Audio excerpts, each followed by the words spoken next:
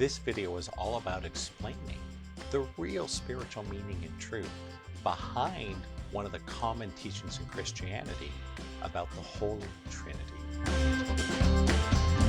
I am Brent Phillips. I am here with video number 8 in our series, Answers to Life's Biggest Questions, where I'm going to delve into what I thought was the most confusing things I learned about religion growing up, the Holy Trinity. And it's really important because this is not about Christianity or religion. This is about spiritual truth. And if you know where to find it, if you know what to look for, you'll find deep spiritual meaning everywhere, in every religion, every tradition. Why? We're all kind of worshiping the same God. We're all going to the top of the same mountain. We just have different paths to take us there. So what is the Holy Trinity? Well, I remember growing up learning about the Holy Trinity, and it made no sense to me. Because they're like, okay, Brent, there's God, and be good or God's going to punish you. I'm like, okay, that makes sense, right? Some dude on a cloud that gets angry when I'm bad and punishes me. Sounds a lot like my dad, but okay. So I kind of got that. And then they're like, well, God is also this man Jesus. That he is this unique son of God that lived 2,000 years ago, and he's also God. And I'm like, wait a second, I thought God was God. Now you're saying Jesus is God? But okay, all right. I suppose it makes sense. If God has a son, he'd be a God too, so all right. But then you get to the really weird part, the Holy Spirit. It's like, what? So I kind of got that when God was an angry guy in a cloud like my dad, and it was a bit of a stretch to go, okay, his son is also God, but now you're saying this Holy Trinity, this Holy Spirit? Like what? It made no sense to me. So I want to explain that from the perspective of non-religious spirituality. I'm not here to promote any religious agenda or doctrine. If you see that, that's you. I'm not trying to do any of that. I just want to show you the truth. And so there is a powerful truth behind the teaching. And it's this. There is a magic to threeness. And if I had to put in simple words, what is the Holy Trinity? It would be this.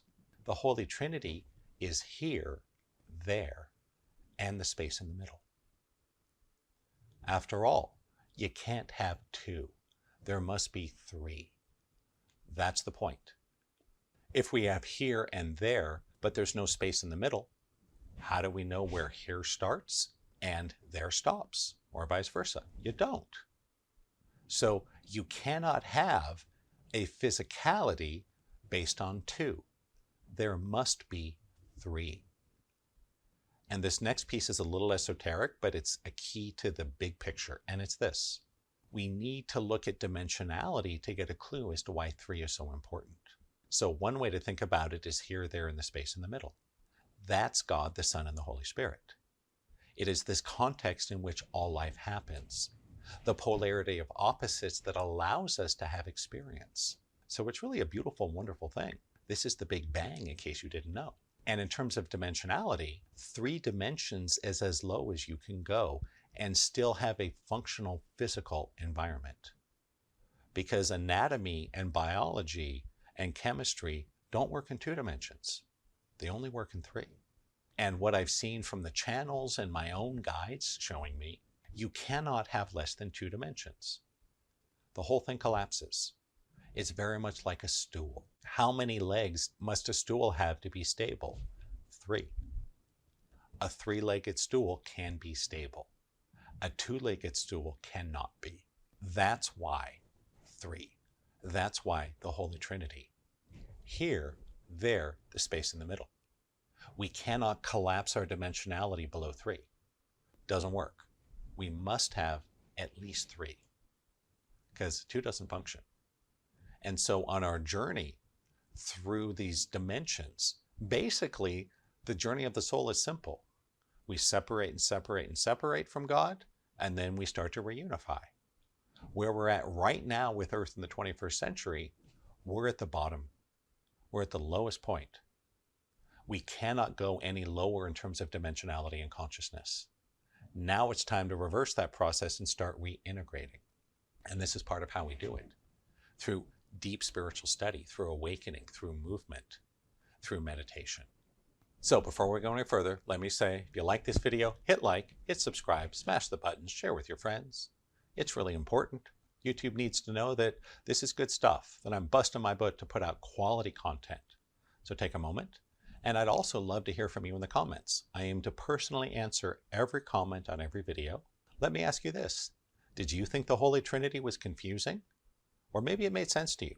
It made no sense to me. Would love to hear from you in the comments. Awesome. So, last thing I want to share with you guys is this. It's really amazing that technologically primitive people from thousands of years ago understood this stuff. And they tried to explain it and pass on that knowledge to us through the models and metaphors and vocabulary they understood. So they didn't understand abstract math like we do. None of that. But yet you'll find this incredible deep spiritual truth in things written thousands of years ago because people were more connected to the divine. They lived in the divine flow. They hadn't gotten into their heads. They hadn't learned how to squeeze the consciousness out of their body yet.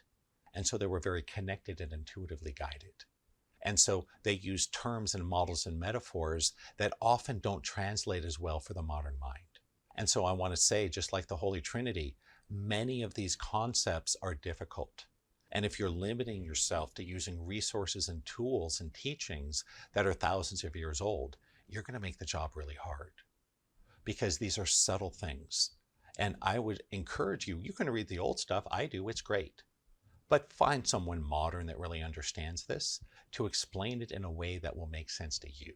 Because I've been doing this work full-time for 20 years now as I make this video. And one of the best things about it is I've gotten dozens, maybe a couple hundred emails over the years that go something like this. Hey Brent, I found your 30 Days to Awakening program or your Weekend Intensive Secrets for Higher Dimensional Living, and oh my God, thank you.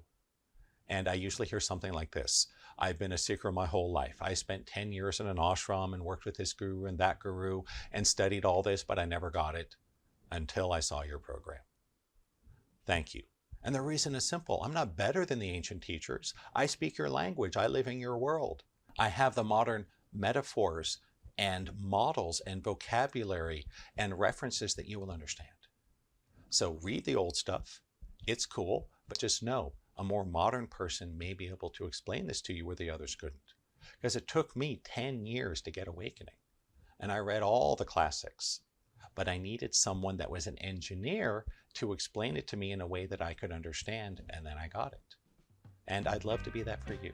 I'd love to be the one that explains this to you in a way you can finally understand, because it's really life-changing stuff.